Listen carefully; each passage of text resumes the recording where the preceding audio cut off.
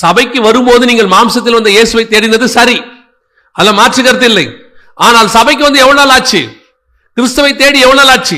பரிசுத்தாவின் அபிஷேகத்தை பற்றி எவ்வளவு நாள் ஆச்சு? ஆனால் இன்னும் மாம்சத்தில் வந்த இயேசுவையே தேடிட்டு இருக்கிறீங்க. இன்னும் இயேசு எனக்கு அதை கொடுப்பார், இயேசு எனக்கு இதை கொடுப்பார், அப்பத்தை கொடுப்பார், அப்புறம் வந்துட்டு எண்ணெயை கொடுப்பார், தண்ணியை கொடுப்பார், இதே தான் கொடுப்பார். அப்ப எப்ப பரலோகத்தை கொடுப்பார்? எப்ப எனக்கு ஒன்று நியமிக்கப்பட்டிருக்கிறது, அதை நான் வாஞ்சையை தொடர்கிறேன்.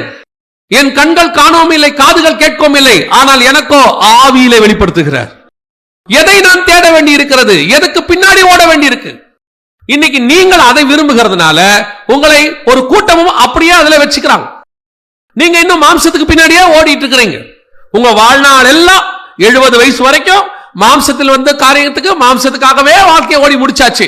அதுல ஆசீர்வாதம் வருது இல்ல, அதுல நீங்க திருப்தி அடைஞ்சிட்டீங்க, அதோடு கூட சாட்டிஸ்ஃபைட்.